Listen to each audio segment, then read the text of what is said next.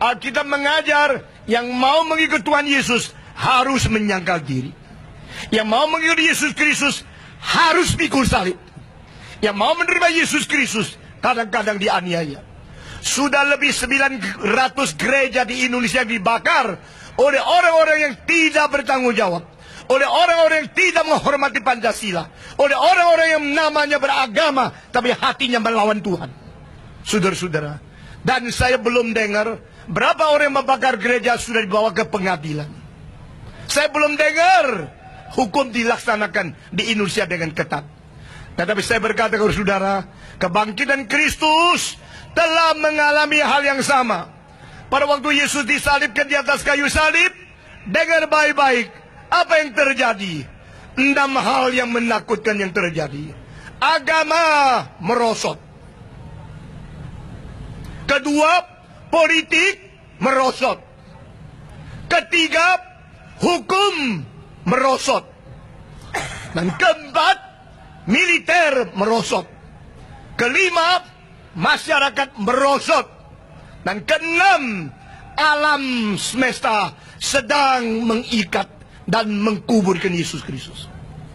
Di dalam hal ini kita lihat tidak ada pengharapan lagi bagi manusia. Kalau politik sudah bermain-main, kalau hukum dipermain-mainkan, kalau itu hukum dipermainkan, politik dipermainkan, agama juga dipermainkan, militer bermain-main, semua bermain-main. Manusia masih ada pengharapankah? Yesus disalibkan oleh siapa? Yesus disalibkan oleh agama. Yesus disalibkan oleh siapa? Oleh politik. Yesus disalibkan oleh apa? Oleh hukum, oleh hakim, oleh jaksa, oleh orang yang tidak bertanggung jawab. Yesus disalibkan oleh siapa? Disalibkan oleh militer. Yesus disalibkan oleh siapa? Oleh suara rakyat yang massal, yang begitu banyak, dan berteriak, salibkan dia, salibkan dia. Maka Yesus harus mati. Alkitab mencatat, sebab suara mereka sangat besar. Saudara-saudara, di dunia ini ada adil, ada keadilan. Kita adalah makhluk yang mengerti hukum. Tidak ada ayam yang mengerti hukum. Tidak ada kucing, harimau, jirafah, gajah, binatang apapun yang mengerti hukum. Satu-satunya makhluk yang mengerti hukum adalah manusia. Karena kita dicipta menurut peta teladan Allah. Lalu kita hukum, kita mau cari keadilan. Tetapi tempat yang paling tidak adil adalah pengadilan. Di mana kelihatan uang, matanya sudah melotot, tidak lagi melihat kebenaran. Saudara-saudara, mahasiswa yang sekolah hukum, jikalau hatimu tidak takut kepada Tuhan, makin belajar hukum, makin engkau menjadi alat setan. Karena manusia bukan mau hukum. Manusia belajar hukum untuk cari duit. Manusia menjadi jaksa untuk korupsi. Manusia menjadi hakim untuk tidak adil. Kalau demikian, adakah pengharapan dunia ini? Saudara-saudara, Yesus bukan dibunuh oleh penyamun. Yesus bukan dibunuh oleh teroris. Yesus dibunuh oleh hakim-hakim yang melanggar hukum. Yesus dibunuh oleh politikus-politikus yang tidak kenal malu. Yesus dihukum mati oleh agama-agama yang tidak mengenal takut kepada Tuhan Allah.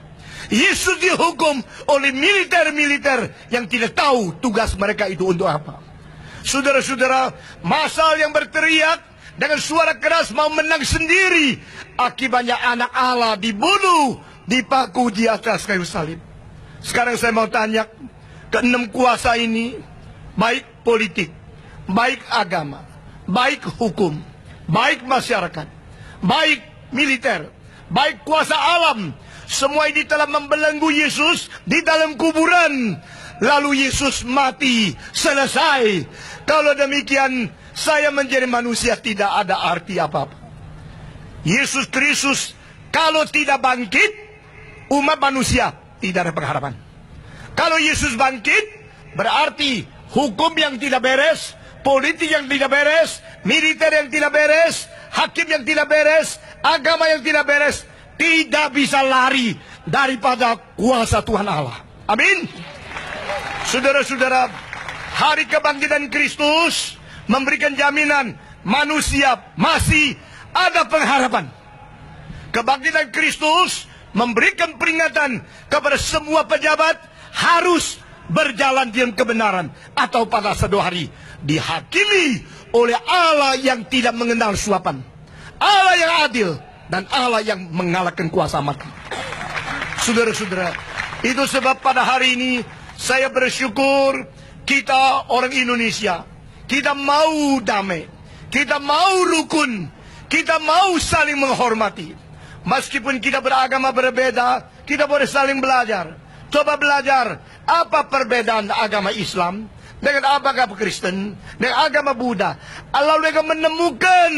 Dan hari ini saya berkata kepada saudara, sebagai seorang pendeta, saya berkata, Yesus berbeda dengan semua pendiri agama karena dia bangkit daripada orang mati.